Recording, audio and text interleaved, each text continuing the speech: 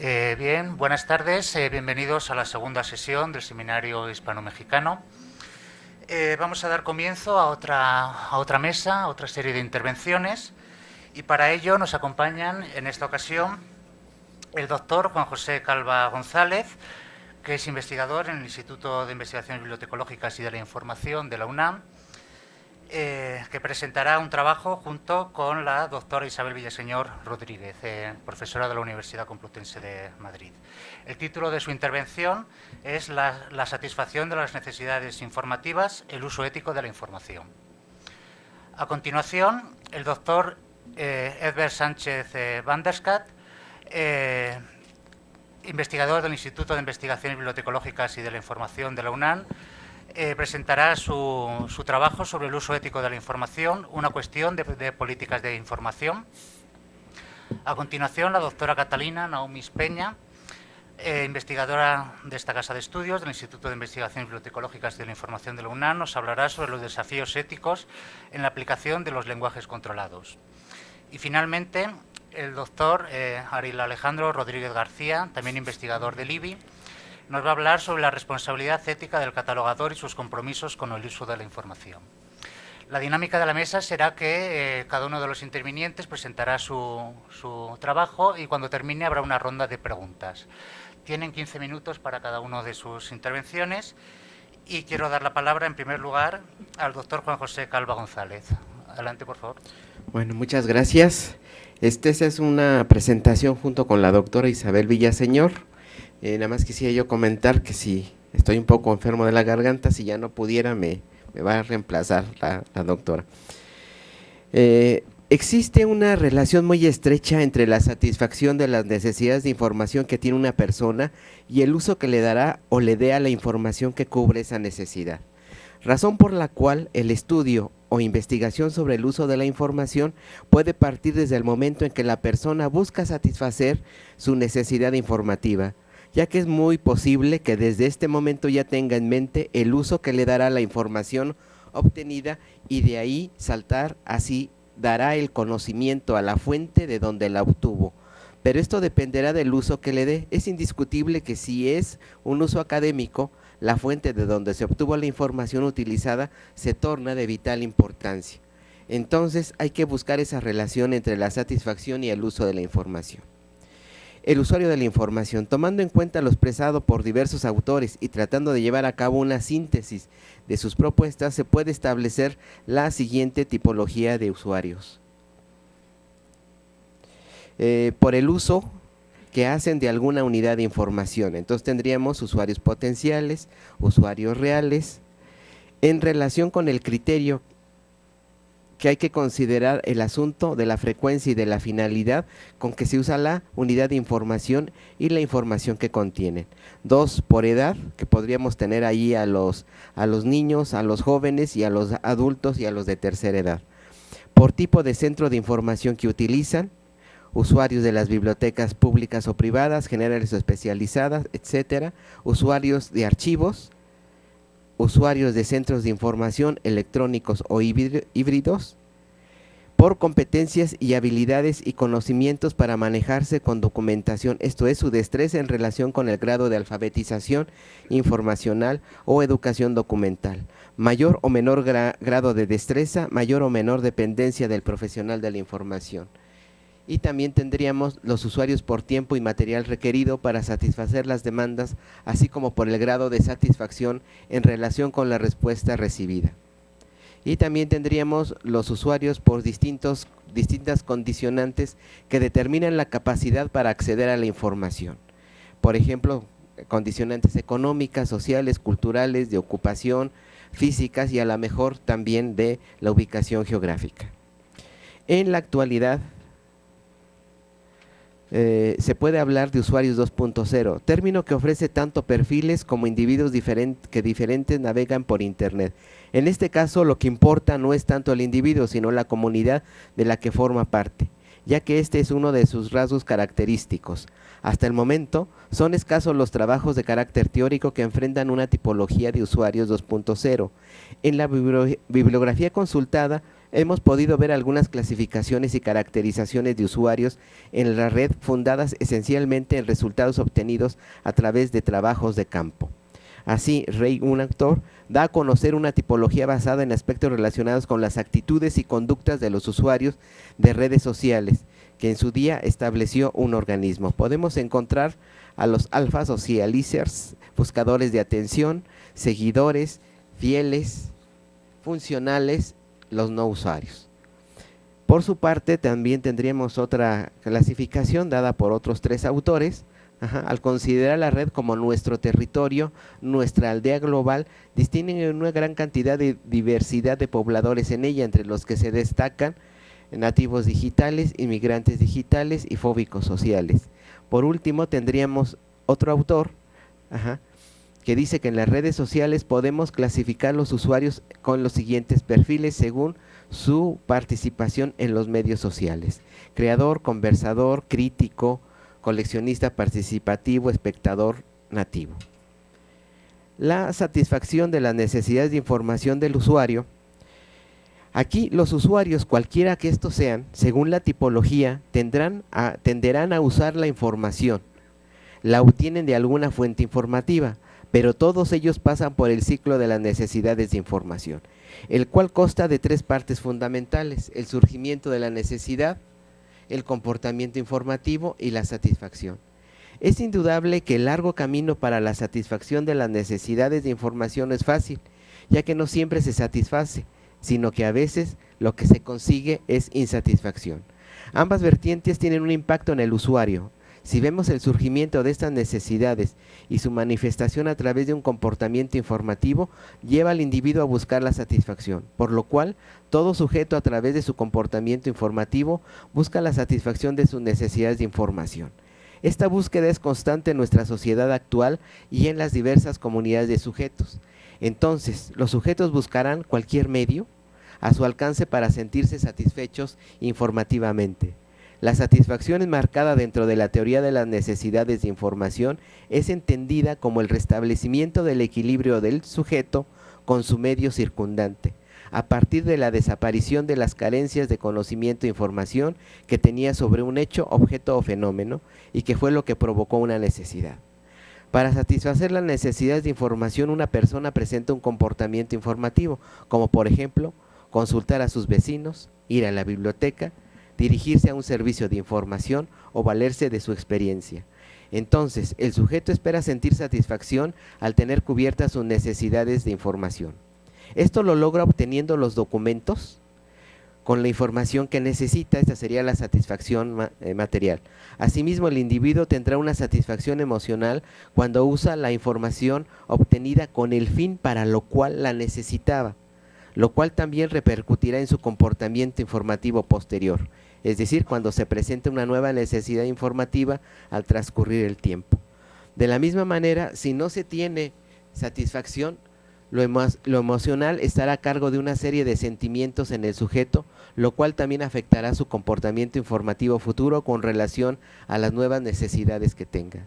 Visto así, es posible establecer como fundamento que el sujeto es el único que puede determinar si está satisfecho en cuanto a sus necesidades de información, ya que es el único que usa la información obtenida para cubrir su necesidad informativa. Con respecto a las necesidades de información, debe existir una satisfacción material, es decir, basada en los documentos que contengan la información que necesita el sujeto, para que posteriormente esté presente un estado de satisfacción emocional al usar la información que está contenida en la fuente o recurso informativo. Lo anterior sugiere pensar en las características que debe tener dichas fuentes y recursos de información, pero la valoración o evaluación de las fuentes y recursos las proporciona el propio sujeto, ya que es el único que tiene las necesidades de información y es quien puede decir si está satisfecha o no su necesidad. Es indudable que si está satisfecho es porque la fuente o recurso fue pertinente, relevante y precisa. En la satisfacción de los usuarios hay que reconocer, como señala otro autor, que los canales informales son considerados importantes para satisfacer muchos de los tipos de necesidades de información que tienen los sujetos de una comunidad. Es así como se prefiere la conversación con colegas u otras personas como expertos, profesores, maestros, familiares, etcétera, sobre la búsqueda de información registrada en algún documento impreso o electrónico. La información que logró satisfacer al sujeto, es decir, positivamente, será utilizada por éste y formará parte de su experiencia acumulada en el cerebro. Será una parte de ese gran cúmulo que podrá seguir utilizando en otros momentos, ya que ha quedado registrada ahí. Sería la satisfacción, posteriormente el uso de la información, y esta podría pasar a su experiencia a través del mismo uso. El uso de la información. El usuario, para satisfacer su necesidad de información, deberá darle un uso específico a la información obtenida, ya sea solo para adquirir el conocimiento que le hace falta sobre algún objeto, hecho o fenómeno, o bien para utilizarlo de forma práctica, elaborar una conferencia, apoyar el diseño de equipo o instrumentos, preparar una clase, solventar un problema personal con su familia o amistades, etc. Así es como el uso de la información estará determinado por lo que el usuario pretende hacer con ella en el momento que la obtenga. De ahí que puede aceptarse que el uso mismo de la información forma parte de los factores internos que orillan a cualquier sujeto a tener una necesidad de información.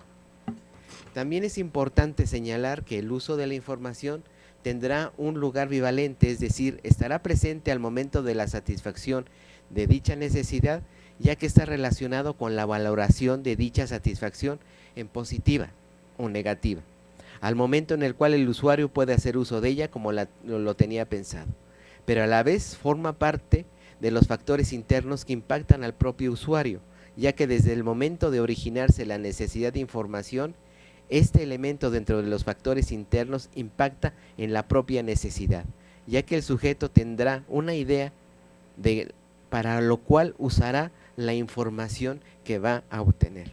Asimismo, el uso de la información obtenida le permitirá al usuario restablecer el equilibrio y satisfacer la necesidad que tenía, pero el usuario deberá comprender que el uso de la información, es decir, las prácticas éticas en el uso de la información obtenida por las labores de investigación, nos llevan a alguna serie de instancias que voy a leer.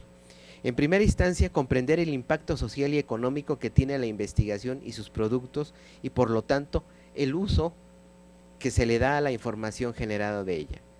En segundo lugar, tomar en cuenta la normatividad acerca del acceso a la información, sobre todo a la información de acceso libre y que se encuentra en formato electrónico en Internet. En tercer lugar, utilizar responsablemente las fuentes de información y reconocer a los autores que las escribieron. En cuarto lugar, el acceso a la información, aunque parezca que es gratuito, alguien lo está cubriendo, sobre todo si es de acceso libre en Internet. Alguien está pagando por el servidor o el lugar donde se ubica la fuente original. El libro ubicado en una biblioteca conlleva un costo para poder prepararlo para tener acceso al mismo. Háblese de la biblioteca pública o universitaria, por ejemplo. El servicio de préstamo interbibliotecario también conlleva un costo para ambas bibliotecas que están en convenio, aunque el usuario no lo perciba directamente. La citación al reconocer de quién es la información que se obtuvo. El copiar y pegar o el copiar literalmente parte de un texto impreso electrónico representa una práctica o un comportamiento antiético. Esta práctica puede estar penalizada o presentar sanciones. Reflexiones éticas sobre el uso de la información.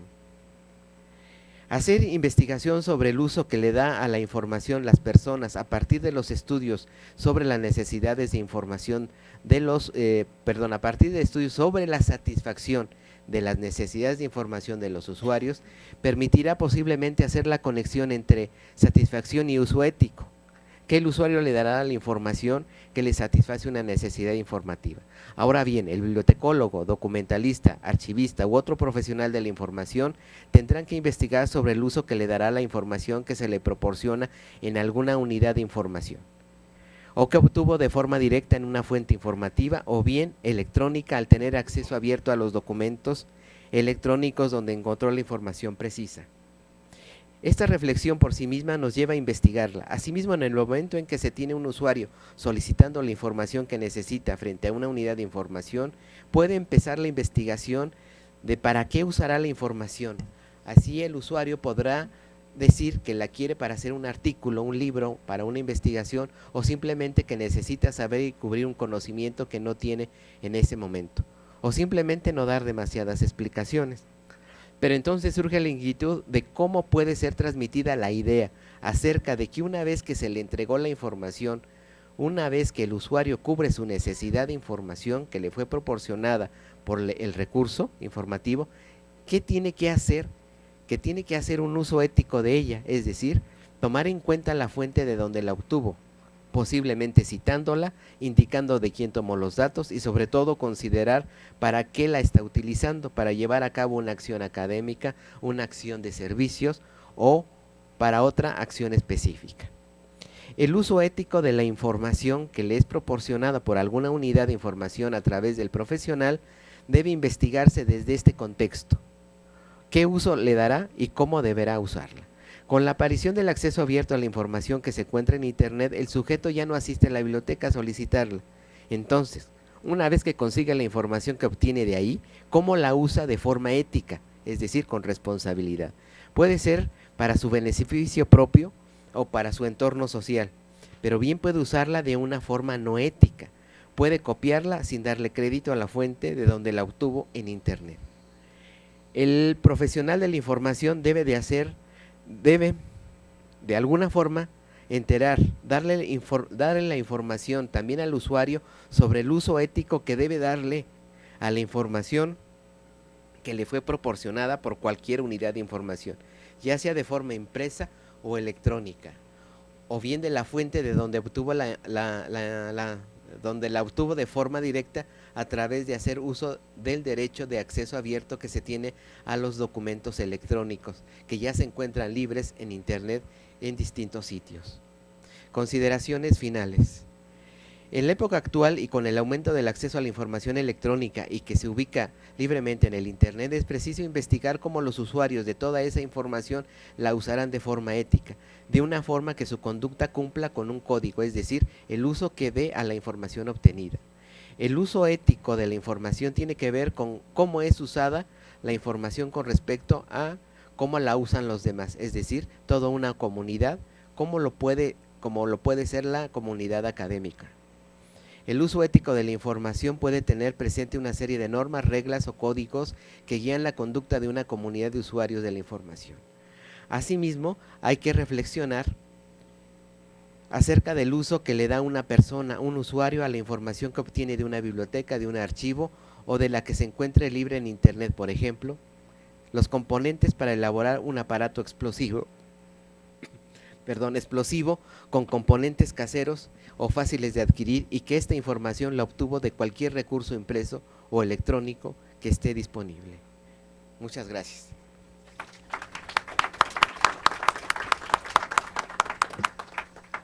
Muchísimas gracias, doctor Calva, por su interesante exposición. A continuación tiene la palabra el doctor Edber Sánchez, que nos va a hablar sobre el uso ético de la información, una cuestión de políticas de información. Adelante, por favor. Muy buenos días. Como hemos visto esta mañana, se ha enfocado mucho en el estudio de la información desde un aspecto del plagio y a posibles soluciones en cuanto a eso. Yo creo que es importante verlo de una forma integral y también considero que todo esto, lo que estamos viviendo en estos momentos, debe de llevarnos a una educación. Me voy a permitir leer algunas cosas, un poquito de texto y después también aquí les voy pasando algunas cuestiones en la pantalla.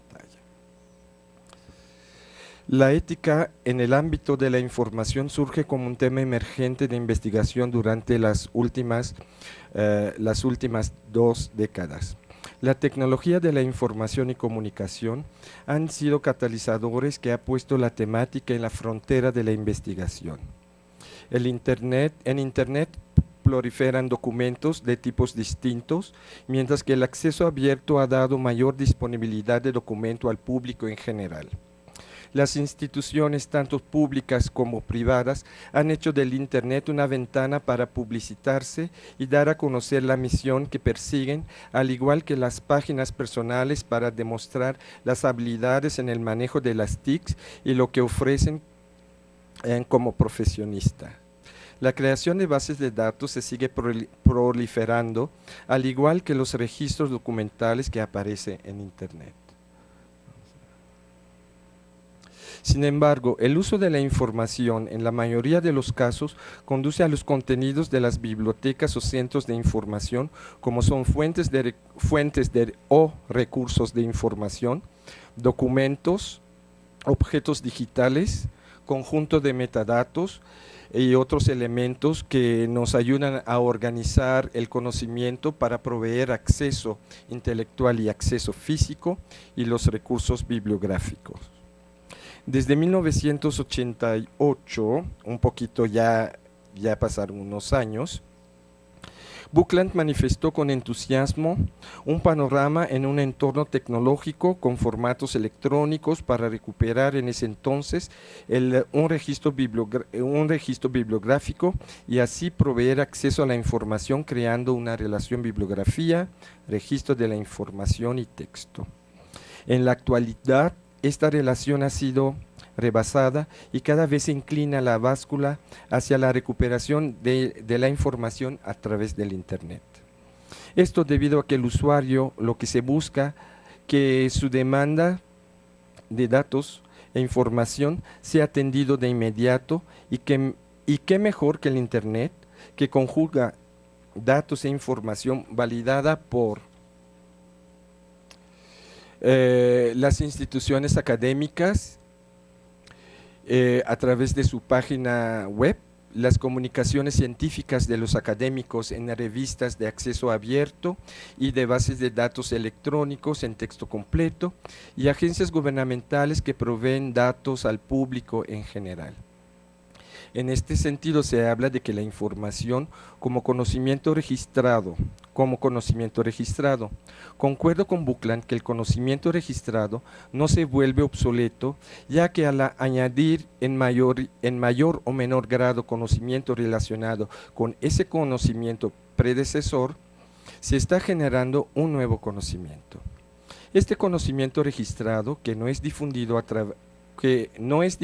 través de los sistemas de información o Internet, en ocasiones no es conocimiento público masivo, de lo que se encuentra disponible a través de los sistemas de información y el Internet puede ser recuperado, revisado y en su momento citado o referenciado. Como podemos ver aquí que el hombre crea la historia humana y lo cual nos da pauta para tomas de decisiones, y también Held en su momento habla del conocimiento moral y que ese conocimiento moral en un entorno académico considera esta persona, Virginia Held, que se puede denominar conocimiento científico y desde una perspectiva de ética lo podemos ver como una práctica de lo moral. Prosigo con las reflexiones, algunas reflexiones que considero que son importantes. Considero que las reflexiones de Wilson hechas en 1977, ya hace unos años, son de importancia debido a que la suma de conocimiento humano actual es la suma de todo lo que los humanos, las comunidades epistémicas o de práctica, han externado sobre una temática y los que van estudiando el tema o aspectos afines y van agregando algunas aportaciones. Entonces, aquí se está construyendo continuamente el conocimiento humano. Esto conduce al que el conocimiento se construye y el conocimiento siempre está en un proceso de reestructuración y de construcción. Al cultivar el conocimiento, el individuo o la comunidad epistémica se están imponiendo en ese momento una responsabilidad social, porque están creando, están aportando a todo ese conocimiento humano. También muchas veces podemos ver a partir de las revisiones que se está realizando, que muchos autores dicen, es conocido que Heidegger como ejemplo, Heidegger y Harvey aseveran que, Pandora apunta que, entonces todo eso nos va creando un conocimiento y se van agregando nuevos conocimientos, pero estamos partiendo de que tuvimos predecesores. En ese momento se está realizando un conocimiento al individuo o al grupo social, a los pares o al grupo de trabajo. Este planteamiento de Wilson deja ver que el valor del conocimiento y a la vez reconociendo la relevancia de las revisiones hechas y reconociendo cada parte del conocimiento precedido, sus límites, sus conexiones, sus relaciones con la frontera de investigación. Todo lo anterior se puede concebir como información, como un proceso, lo cual posteriormente nos va a servir como andamio para ir construyendo el nuevo conocimiento.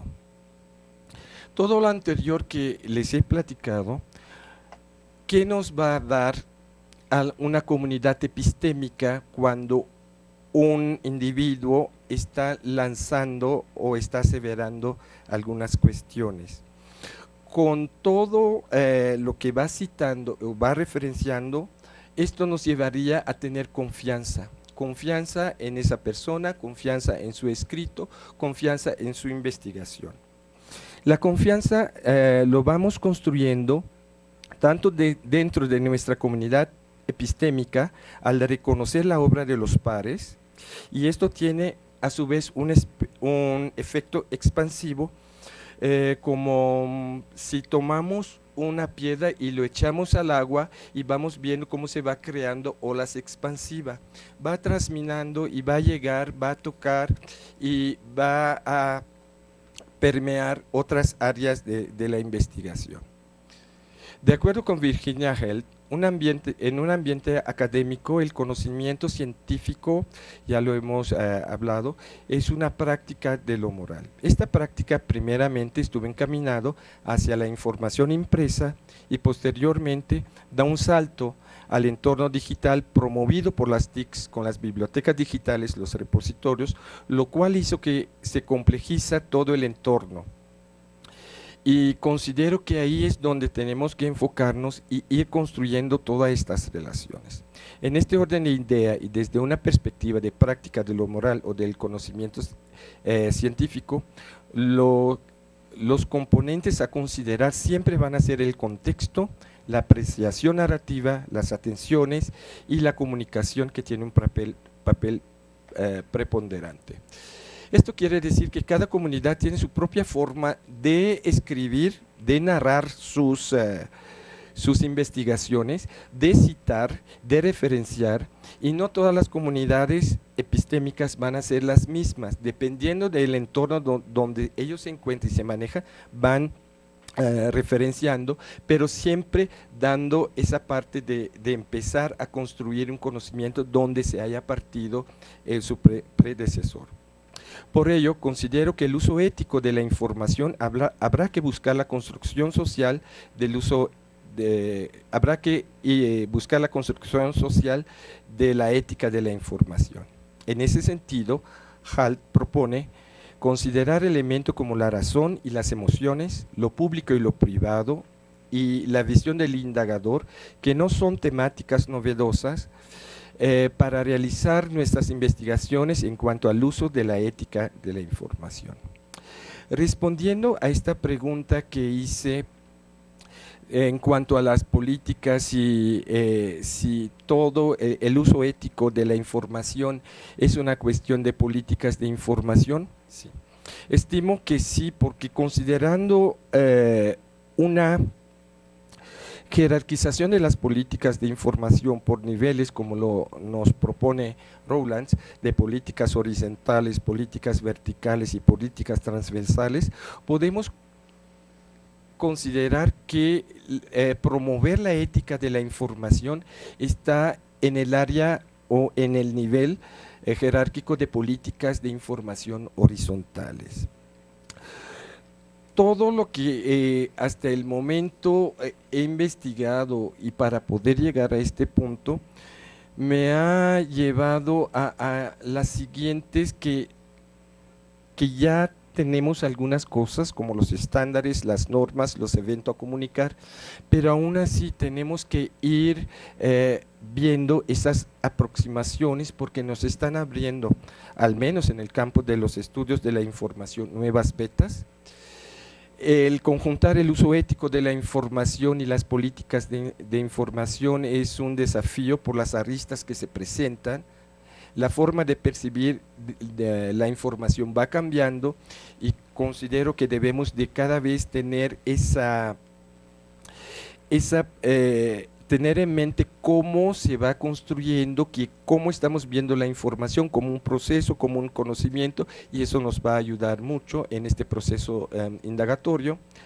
Y que en esta aproximación resalta la responsabilidad social de los estudiosos de cualquier comunidad epistémica para transmitir y para decir, porque al mismo tiempo que uno está transmitiendo un conocimiento, un nuevo conocimiento, eso quiere decir uno está teniendo la responsabilidad social de su grupo epistémico, que en un momento dado lo están reconociendo, y esto en Ola Expansiva también va a repercutir no solamente en su comunidad, pero como las otras comunidades lo están viendo a través de la seriedad de la investigación que se está haciendo en esa comunidad epistémica.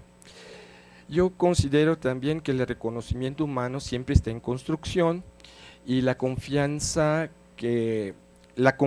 es un elemento fundamental, ya que la confianza lo vamos a depositar en nuestros pares y esto va a permear a toda la comunidad epistémica, y la responsabilidad que tenemos cada uno de nosotros en una comunidad epistémica se nos va a dar cómo nosotros vamos a ver el uso de la información. Muchísimas gracias.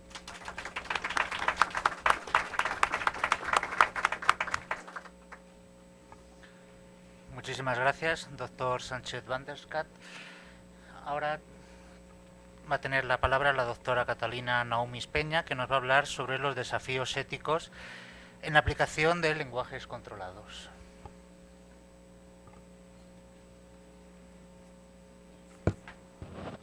Buenos días, es un gusto estar en este seminario que ya lleva 13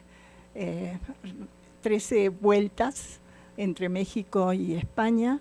Me da mucho gusto poder participar y les voy a platicar que mi trabajo es muy extenso, entonces tuve que hacer un resumen, pero cuando uno hace un resumen de un tema tan complicado, quizás no voy a abarcar todo, pero por lo menos para que tengan una idea de en qué consiste en el fondo el trabajo, ¿no?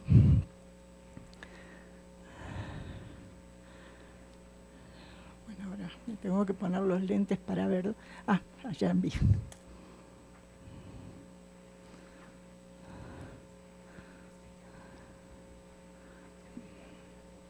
Sí. Sí, por eso la estoy tratando de abrir. Perfecto. Bueno, en primer lugar, partí de la base de algunas reflexiones. Si bien, de acuerdo a Ciurana, la evaluación de sistemas técnicos se tiene que realizar desde dos puntos de vista, tanto el punto de vista externo del contexto como social, cultural y ambiental, que es el que más que nada me interesaba a mí, como también una evaluación interna. Y voy a empezar por algunas cuestiones internas para guiar un poco a los presentes en cuáles son mis preocupaciones. En primer lugar, traducir términos significativos de una cultura a otra, donde no lo son, es o no un desafío ético. El mantenimiento histórico en los catálogos de biblioteca plagados de términos ofensivos en la cultura actual. ¿Es o no un desafío ético? ¿Es posible para un indizador desprenderse de sus prejuicios y negociar con los intereses de los usuarios? ¿Es posible construir lenguajes documentales interactivos entre información y usuarios, asegurando que son éticamente correctos? ¿La lengua natural es una opción para recuperar contenidos? ¿Las redes sociales son una opción en materia de control bibliográfico? Atrás de los nuevos procesos sociales que se van gestando existen fundamentos que provienen de las ciencias sociales y humanas. En los nuevos procesos de representación se observa una respuesta desde la ética preconizada por Habermas y Levinas. Entonces, pongo estos ejemplos puntuales para que veamos qué es lo que sucede en los catálogos. Pluralismo cultural es un encabezamiento usado en Librunam, es un encabezamiento influenciado claramente por la cultura inglesa y es la traducción de Cultural Pluralism que está en los catálogos de la Biblioteca del Congreso de los Estados Unidos. En México, el término usado por la comunidad científica es diversidad cultural. Y otro término bastante usado también es multiculturalismo. El segundo aparece como término asociado en el registro de autoridad de pluralismo cultural, pero no tiene un registro propio, o sea que no es un encabezamiento aceptado. La UNAM cuenta entre sus programas México, Nación Multicultural y el Seminario Sociedad del Conocimiento y Diversidad Cultural, este último como una red de investigación apoyada por CONACYT. La Secretaría de Gobernación promueve una campaña nacional por la diversidad cultural en México. El Estado mexicano reconoce a los pueblos indígenas al definirse en su constitución política como una nación multicultural fundada en sus pueblos indígenas. Términos ofensivos en la cultura actual. El término niños de la calle no es usado en Librunam. El encabezamiento aceptado es niños vagabundos. En la literatura sobre el tema, el término usado ampliamente es niños de la calle. En el caso del catálogo de autoridades de la Library of Congress aparece Street Children como encabezamiento aceptado, así que aquí no fue problema de traducción, sino más bien de tradición. Luego, términos en desuso. Un encabezamiento aceptado en Librunam es mujeres, crímenes contra mujeres. El encabezamiento aceptado en el catálogo de autoridades de la Library of Congress es Women Crimes Against. Sin embargo, es de todos conocidos que en la literatura sobre el tema e incluso en la prensa y demás medios masivos se utiliza el concepto feminicidio. Ahora bien, para explicar un poquito todo mi trabajo, lo que les quiero contar, que el seminario pasado que impartí, comencé al revés las lecturas y encontré un trabajo en el Profesional de la Información de Jiménez Pelayo, que hablaba sobre el control de autoridades de la Wikipedia. Yo no estoy diciendo que la Wikipedia sea no estoy juzgando sus contenidos, estoy hablando de qué es lo que sucede con su control de autoridades. Ustedes abren la Wikipedia y encuentran todo como lo usan en el lenguaje natural. ¿Sí? Las entradas son directas, tienen desambiguación de autoridades, tienen referencias de un término usado a otro no usado, y el control de autoridades es realmente muy sencillo. Pero lo que sucede es que también la Wikipedia es un diccionario. Sin embargo, nosotros compartimos en los lenguajes controlados muchos de los problemas que tienen los diccionarios. Precisamente el Colegio de México publicó hace cosa de 2 años un artículo sobre el diccionario de la Real Academia Española, sobre todo los términos relativos a gitanos y no me acuerdo qué otra cosa. Y era increíble cómo se mantenían esos términos que ya no tenían uso en la lengua natural. Entonces, Wikipedia sí tiene un sistema muy actualizado porque, claro, usa a todos los usuarios del mundo para retroalimentar. Ahora bien, la catalogación temática con lenguajes controlados tradicionales ya vemos que tiene también sus problemas. Es más que nada prescriptiva, es una decisión que se ha tomado para representar los contenidos, pero no hay una retroalimentación real del usuario. Ahora bien, tenemos en la actualidad la asignación temática con tesauros conceptuales u ontologías, que hay una mayor profundidad en las decisiones, porque como ya están más tecnologizados, es posible conocer un poco cómo interactúan con los otros usuarios. Con los usuarios de la información. Ahora bien, a lo largo de la historia de la filosofía se ha discutido las conexiones teóricas entre el lenguaje y la dimensión ética del hombre, mas sin embargo es necesario reconocer las muchas perspectivas y modos de abordar la ética que solo en el siglo XX se vertebra en torno a tres grandes ejes o tendencias. Las tres se han visto afectadas por lo que Richard Rorty ha denominado el giro lingüístico, por cuanto esa atención preferente al lenguaje no ha sido patrimonio de la primera, fue la filosofía analítica, aun cuando ésta hiciera de ello su particular enseña a comienzos del siglo XX, sino que ha acabado por imponerse en las otras grandes corrientes filosóficas del mismo siglo.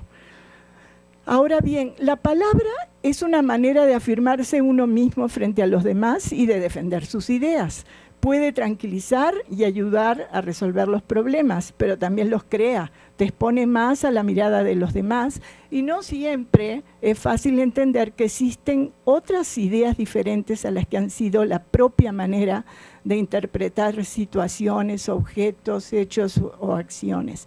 Entonces, para evitar los pleitos, se puede optar por callar en la interacción entre hablantes. Tienes el derecho a herir a los demás con tus palabras o revelar sus secretos, más aún porque una vez dichas las palabras no regresan, las palabras tienen un peso y un valor. Las representaciones de contenidos también se expresan a través de palabras en los lenguajes están validadas en los lenguajes documentales, influidas al igual que el habla por las interpretaciones humanas. Eso no hay duda. Existen palabras que se definen a través de los años de la misma manera y estas son objetos inanimados o incluso las voces definitorias de seres vivos cuando estos han permanecido inalterados en su ser y en la percepción social de su esencia, con toda la tradición cultural que arrastran consigo, rara vez alterada en el seno social. Sin embargo, no puede ocurrir lo mismo cuando la realidad que se trata de definir pertenece a la esfera de la vida social, la de los individuos, sus opiniones y creencias, sus actitudes frente a la vida y a los demás miembros de la sociedad, puesto que esto es sin duda lo que más ha variado a lo largo de los años. Bueno, bueno, esto les voy a contar, es una explicación de la representación. De la significación que hay atrás de una representación. Pero bueno, la idea es mostrar cómo en el siglo XX tenemos estas dos situaciones que lo saqué de un cuadro que presenta Moreiro. Entonces, tenemos en el paradigma positivista que está representado por los encabezamientos de materia, formas a priorísticas de representación basadas en categorías universales, preponderancia de las relaciones jerárquicas, a diferencia de la posmodernidad, que tenemos categorías funcionales y la preponderancia de las relaciones asociativas. Si ustedes ven las ontologías, más que nada son representaciones, son relaciones asociativas. Documento como soporte del conocimiento, primacía de la función comunicativa del documento en el posmoderno, información vista desde la producción o desde la recepción, y en el posmoderno información vista desde la relación producción-recepción del mensaje, Luego tenemos la función pedagógica de la bibliotecología, que ha sido, digamos, la fundamentación más importante para la presencia de los encabezamientos de materia. Y aquí tenemos ahora el usuario como sujeto de la interpretación, empieza a aparecer en los 60s. Luego tenemos sistemas de información de carácter explicativo y en el posmoderno sistemas de información como instrumentos del proceso de mediación. A partir de los años 60 se revaloriza el usuario, entonces comienzan los datos bueno, ya a fines de siglo pasado los datos enlazados y que conectan las entradas que se hacen por un tema en una base de datos a diferentes fuentes que generan información adicional y en el idioma de solicitud, aunque se pueden consultar en otras lenguas. Una sola base de datos para el universo, como deseaban Paul Otlet y Lafontaine. Las ontologías también trabajan con una URI para cada entrada y la tecnología de la web semántica que permite desarrollar las ligas entre temas y conectarlas con los contenidos.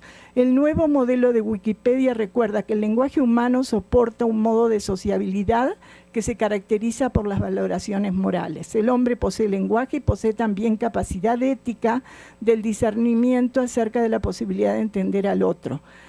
En ese uso pragmático del lenguaje se intenta poner de manifiesto que en el uso intersubjetivo del lenguaje, ya sea en la comunicación, el diálogo, la invocación, la argumentación o en algún otro juego lingüístico, ya está vigente, secreta, pero insoslayablemente una dimensión ética originaria, la cual no puede ser ya ni refutada ni olvidada, porque recurre insistentemente cada vez que abrimos la boca para articular en el seno de una comunidad lingüística la más mínima palabra con sentido. Es decir, en el lenguaje mismo está la base de la moralidad y afirma Rojas, allí donde hay lenguaje hay también inexorablemente ética, y agrega, como su argumentación no depende de la estructura semántica o gramatical de ninguna lengua, sino de la mera existencia del lenguaje, arte social y comunitario, las conclusiones de la ética del lenguaje no dependerán de ningún particularismo, sino que podrán y deberán ser consideradas como universales de pleno derecho. Bueno, el trabajo de este señor Rojas a mí me gustó mucho porque él hace una comparación entre Habermas y Levinas. Y lo que me gusta es que dice que Levinas,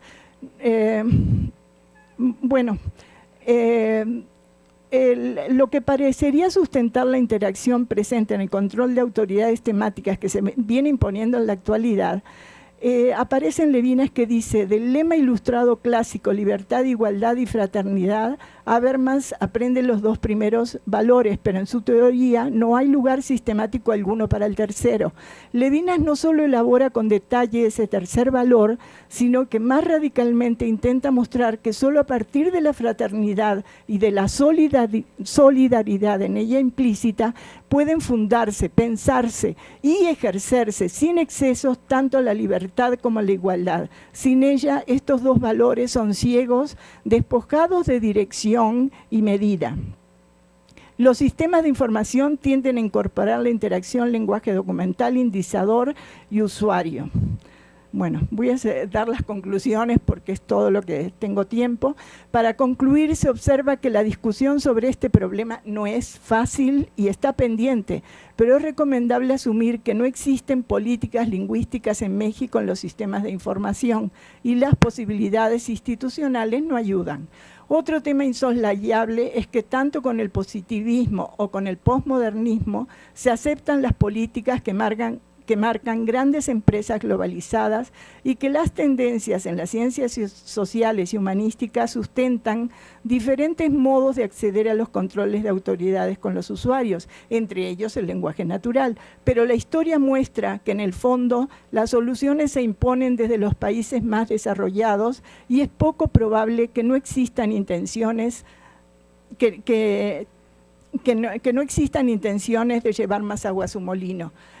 Nada más les quiero comentar que en ese seminario una de las alumnas, cuando les presenté el trabajo sobre la Wikipedia y que comparaba con los catálogos tradicionales, me dijo, es que esto es como la diferencia entre los taxis y Uber.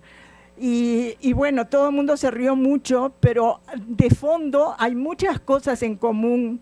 No tiene nada que ver una cosa con la otra, pero sin embargo hay un trasfondo, porque Uber también es una empresa internacional, globalizada, y bueno, sí, nos está ofreciendo unos servicios pero hay que ver, hay que esperar, porque en todo esto lo que juega un papel importante es la aplicación de las situaciones.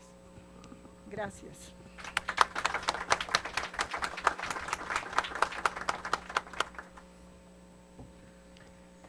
Muchísimas gracias, doctora Catalina Naumis. A continuación tiene la palabra, nos va a hablar el doctor Ariel Alejandro Rodríguez García.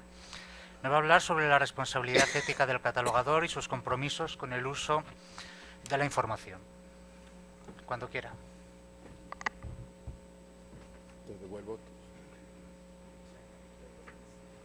Las vas a necesitar. Pues ya sabes que sí las utilizo. ¿Qué tal? Buenas tardes, ¿cómo están? ¿Bien? Bien.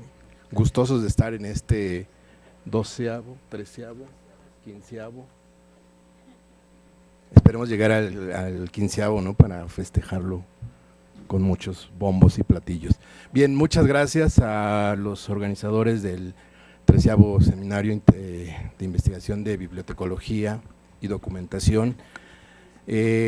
Afortunadamente me ha tocado participar en gran parte de todos estos seminarios y es un gusto, ¿no? Compartir con ustedes las experiencias. Esperemos que el tiempo no nos coma.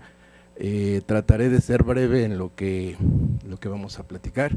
El título en el programa le faltó una parte, que es el subtítulo, que dice el principio de representación. Justamente una de las cuestiones por las que vamos a hablar de esto nos trae a toda esta situación que se ha venido dando de cambio desde hace aproximadamente unos 26 años, no es mucho, ¿verdad? Unos somos más jóvenes que otros, pero nos damos cuenta que esto ha migrado a una nueva visión de lo que es la catalogación. Y bueno, hoy trataremos de hablar dentro de este contexto sobre lo que se perfila para ser el catalogador en el siglo XXI, lo que es el principio de la representación y ligado con lo que es el juicio del catalogador para llegar a ver este punto que es la responsabilidad ética y finalmente algo que encontré por ahí dentro de este trabajo que se está iniciando sobre lo que hacía un código de ética para la catalogación. Y qué bueno que está la doctora Morales aquí, porque ella se acordará que me iniciaba cuando empezábamos con RDA, ella me decía solamente sé que es República Democrática Alemana, ¿no? Ahora vamos a ver que esa República Democrática Alemana pues ha influido en muchos cambios que tenemos en la catalogación. Y bien, la catalogación ha migrado hacia esta parte de la era digital, ha puesto ya mucho énfasis en ver toda la cuestión de los recursos, tanto físicos como digitales, y cómo han transformado nuestro trabajo en la catalogación. Una cuestión bien interesante que es el auge o la decadencia de la educación de la catalogación, justamente con este surgimiento de la nueva normativa. Ha sucedido que en la catalogación se han reducido cursos, tiempos en cuanto a la enseñanza de este aspecto fundamental de la bibliotecología. Para muchos a lo mejor no les gustará lo que diga en este momento, pero el corazón de la bibliotecología es la catalogación. Eso es fundamental. Si nosotros no vemos la catalogación como lo que es y la razón de por qué somos esta profesión, la catalogación nos va a dar esa respuesta. Esperemos que en este momento nos llevamos este gusanito de lo que es la catalogación y ¿estará en auge o estará en decadencia? Eso el tiempo nos los está dando. Justo cuando empezó la década, cuando empezó el siglo XXI, se explotó la información en cuanto a los trabajos de catalogación. Se les pedía al profesional que escribiera, ¿no?, sus experiencias, que escribiera todo lo que estaba haciendo, porque siempre estaba escondido, como diría una canción aquí en México, tras los rincones, temeroso de que alguien lo viera, y platicar solamente entre ellos, ¿no? La catalogación, justamente al dar todo este giro, abre esas posibilidades de decir, aquí estamos, somos y hacemos mucho más de lo que puede darse en servicios, de lo que puede ofrecerse a un usuario, sin lo que se haga, lo que deje de hacer la catalogación. Servicios, productos, si no están fundamentados con lo que tenemos en catalogación, no sirven de mucho. Y creo que aquí es la razón donde tenemos que ponerle mucha atención. Y justo una de las cuestiones que nos trae a esto es sobre ética en la catalogación. Justamente no se ha hablado mucho en los textos, hay muy pocos textos sobre esta parte ética y la responsabilidad del catalogador. Y eso es lo que nos trae justamente, afortunadamente, el tema del seminario nos está invitando a que veamos y unamos este esfuerzo entre los dos países, España y México, en este seminario, para ver qué es lo que se puede hacer sobre la ética y sobre esta responsabilidad del catalogador. Aquí vemos el control bibliográfico, que ha sido un bastión de trabajo durante todas estas fechas y todos estos años, desde los años 60, pues cambia con los modelos conceptuales, y justo la actualidad nos marca este final que tenemos puesto aquí. La falsa idea de la automatización reemplazaría esta educación fundamental de la bibliotecología, que es la catalogación. No, y ahorita estamos en un problema muy grave y en una crisis, porque los jóvenes que están formándose carecen de esa visión de lo que es la catalogación y el ser de su profesión. Y como vemos, hay reducción en los cursos de catalogación. A lo mejor a algunos de nosotros nos tocó cursar la catalogación en toda la vida profesional, y algunos nos gustó, algunos otros nos disgustó, y algunos otros rehuimos a todo lo que es la catalogación, ¿no? Porque dicen, es mejor los servicios, son mejor los usuarios, es mejor esto, pero sin lo que se hace aquí, perdemos el sentido de lo que es la profesión. Se incorporan justamente cursos a través de una demanda tecnológica, y se enseña ahora más cuestiones tecnológicas que lo que es la catalogación en su esencia. Y lo que se está pidiendo ahora, que sea más comunicativo, que sea más un líder realmente el catalogador, para que sobresalga en todas sus actividades que está haciendo y sea parte de estos equipos multidisciplinarios que se están dando en esta vertiente nueva de lo que es bibliotecas digitales o repositorios institucionales. Y también nos trae a esta colación todos estos nuevos entornos o estos nuevos retos para el catalogador. Hablar de cada uno de ellos, pues no es motivo de la presentación, sino nada más ubicarlos, que cada uno de estos están siendo como que los nuevos paradigmas de qué tiene que ser un profesional dentro de la práctica de la catalogación. Si vemos, es la organización del desorden virtual. Justamente una de las cualidades que ahora se está buscando es que el catalogador entienda no solamente lo que es la tradición catalográfica, sino que entienda lo que es los metadatos y toda esa concepción que lleva de fondo el metadato con sus lenguajes de marcado y todo lo que vamos, ¿no? Es responsable, justamente la doctora Naomi, que bien lo mencionó, es responsable de dos áreas bien poderosas: el acceso y la nomenclatura. O sea, el acceso a la información es el que nosotros damos, y esa nomenclatura que creamos a través de los sistemas de clasificación o sistemas de ontológicos, pues nos permite darle fuerza a lo que es nuestra profesión. También crea, como dicen, el catalogador crea esas puertas de acceso, sin que se haga una visión práctica de lo que es el catalogador. Pues la información va a quedarse ahí, ¿no? Ya también lo mencionaban hace un momento, la primera intervención, de que si hay registros mal elaborados, pues el usuario va a tener una respuesta errónea a lo que está buscando, ¿sí? Ahora, sobre el principio de la representación, esto se empezó a gestar desde el año 2000, y nos habla que las descripciones deberán basarse en la forma en que una entidad de información se describe en sí misma. Y de ahí viene un subprincipio, que es de la exactitud, que se refiere a las descripciones deben reflejar fielmente la identidad descrita. abstracto pero interesante este concepto que después se retoma como un fundamento en los principios internacionales de catalogación y se fundamenta también más en lo que son las reglas ya no son reglas, los lineamientos de descripción y acceso a los recursos, en donde se sintetiza esa frase que dicen: toma lo que veas tal como lo veas. Y eso tan simple ha creado ya confusiones en los catalogadores cuando dicen: es que así me dicen, ¿no? O sea, tomo lo que veo tal como lo veo y no le pongo más énfasis a lo que se tiene que hacer, ¿sí? Y bueno, estas decisiones que debe tomar el catalogador se ven reflejadas en cuanto a si asentamos mal el nombre, pues tenemos problemas; si asentamos mal un título, tenemos también conflictos en cuanto a la recuperación de ese título. Recordemos que los títulos varían dependiendo de la estructura que establezcamos y pues podemos tener títulos propios, títulos que antiguamente se llamaban uniformes, que ahora son títulos reconocidos. Están los variantes de títulos, que cuando hay un cambio ahí es importante, ¿no?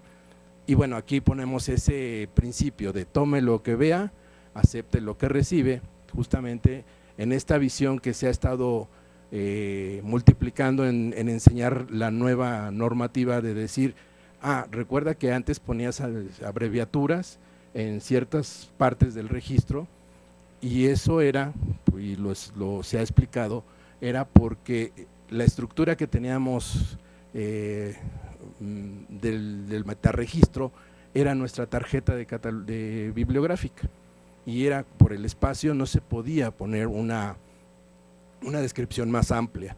Justamente la maestra Escamilla, la maestra Gloria Escamilla, lo dijo muy bonito en uno de sus textos, donde decía: lo que estamos haciendo es una descripción literaria a través de la catalogación en una ficha, ¿sí?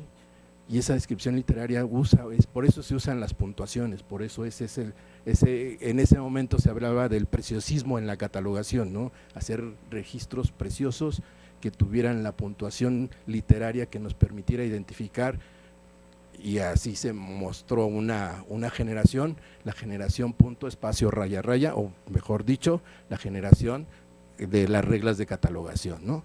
Y después hablamos ahora con las reglas actuales, que esto nos cambia a que tomemos tal como aparece en el documento la información y lo dejemos así está, y parece que ya vamos a ver, y justo una de las cuestiones que dicen: bueno, los usuarios ven errores, ven fallas, pero si no hay esa comunicación entre lo que se está haciendo en una práctica técnica hacia lo que se está ofreciendo de servicios, pues va a traer consecuencias donde dicen: los catalogadores son malos, ineficientes, inexpertos, novatos, y están haciendo barbaridades con los registros.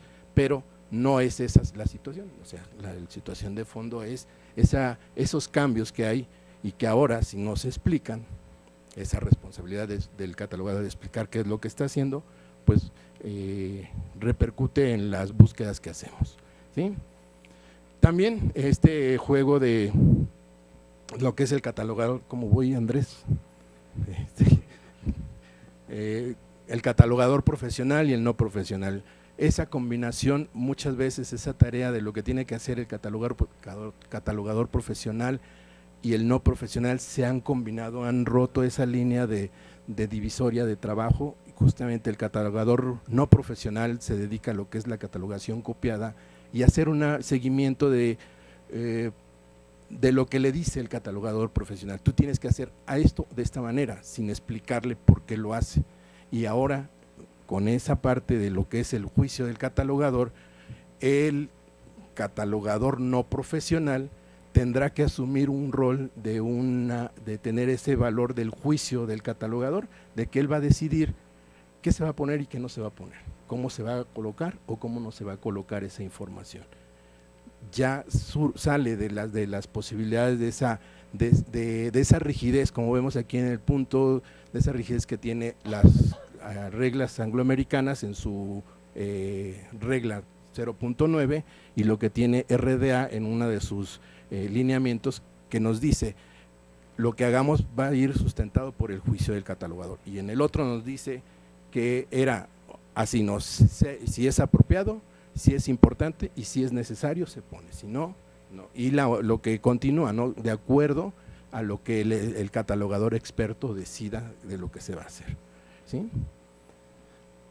Y bueno, ¿qué responsabilidades tenemos? Pues bastantes en la catalogación. Digo, aquí mencionamos estas, que es el control de autoridades. Si no lo seguimos, si no lo mantenemos al día, corremos riesgos de perder nuestra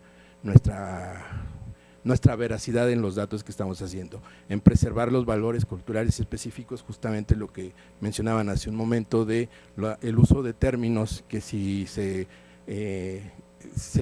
hace la transliteración de una manera y no se entiende, pierde ese valor o pierde ese sentido de acuerdo al idioma donde se está usando, las formas que inciden en la práctica de la catalogación. O sea, eso es muy valioso. Si no le ponemos atención, pues bueno, perderemos nuevamente esa veracidad. Y lo que siempre se ha juzgado o prejuzgado del catalogador es que son muy cerrados, son de cabeza cuadrada y dura y no entienden lo que nosotros en servicios queremos que entiendan para el usuario. Los cambios que da la normativa actualmente es hablar de que todo lo que se haga en cuanto a descripción de recursos atienda las tareas fundamentales del usuario, que son 4 tareas fundamentales que nos orillan a ver que nuestro trabajo de descripción va a cambiar sustancialmente. Y bueno, hay unos autores que están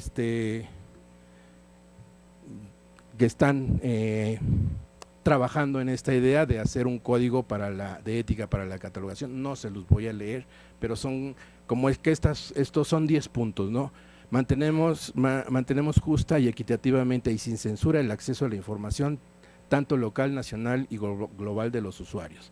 Aseguramos que el usuario encuentre la información que necesita. Vigilamos para garantizar que no se censure o niegue el acceso a la información.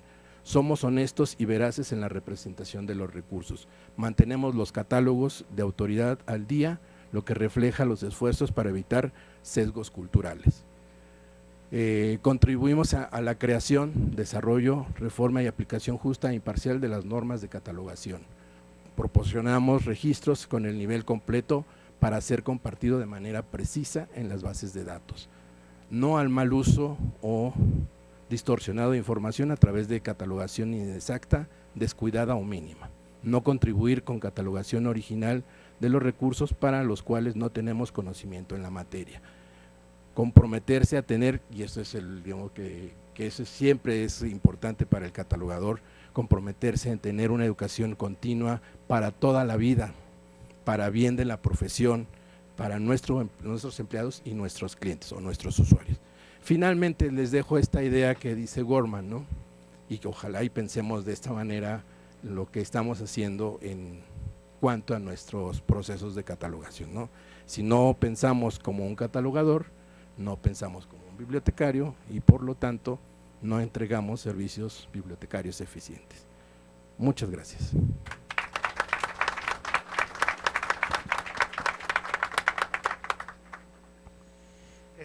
Muchas gracias, Ariel, por esta magnífica exposición. Creo que han sido 4 exposiciones muy interesantes que nos hacen ver cómo la ética está presente en muchos aspectos de la bibliotecología y de las ciencias de la información. Como vamos un poco retrasados, voy a dar paso a una serie de preguntas, pero que sean solamente 2 o 3 porque ya vamos con un poco de retraso. Así que como unos 10 minutos en total. Si alguien tiene a bien hacer alguna pregunta o algún comentario, también como les pedí al doctor Garduño que sean preguntas breves y concretas y que las respuestas también lo sean, por favor.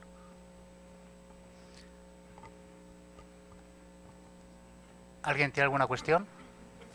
Fueron breves y concretas. Bueno, yo tenía 2 preguntas, no sé si las puedo hacer o no las puedo hacer, pero bueno, las voy a hacer. Ay. Depende de lo rápida que seas.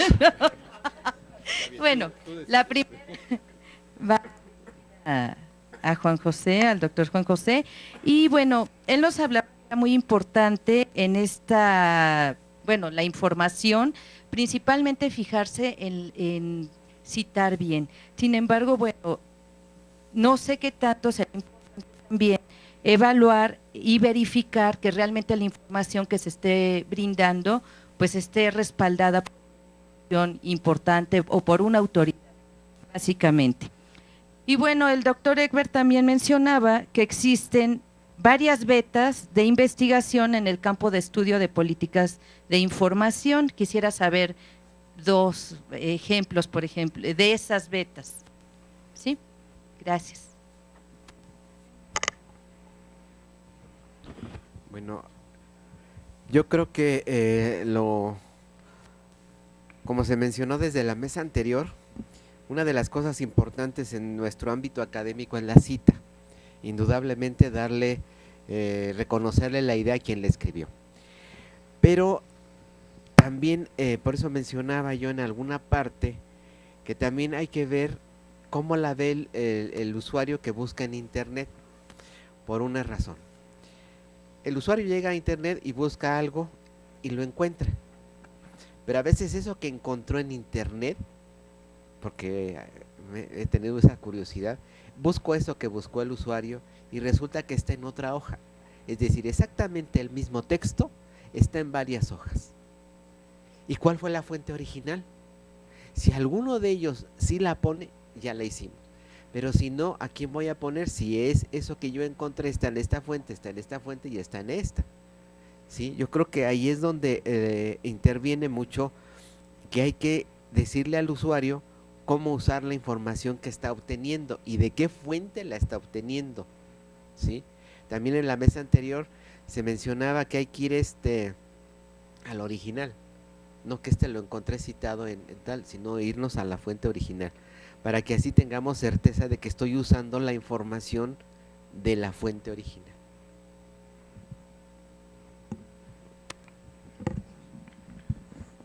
Sí, gracias, doctora Brenda.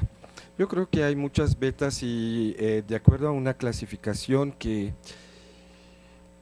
muchas veces en las clases yo transmito a los alumnos, hay una parte de políticas o un subtema de políticas que viene siendo toda esa parte de propiedad intelectual, que aún en un momento dado desde la perspectiva de políticas de información no ha sido explorado. Recuerda que propiedad intelectual no solamente abarca muchísimos temas, como son derecho de autor, y otros temas que en un momento dado lo podemos ir ligando, ¿no? Entonces, esa es una beta que considero yo que es una beta de oportunidad de investigación que aún está ahí y está esperando que alguien lo toque, lo explote y que haga muchísimos estudios. Naturalmente, hay muchos estudios tocante eso, pero desde una perspectiva de políticas de información y abrir un panorama muy amplio, considero que aún nos falta. Gracias. ¿Alguna pregunta más?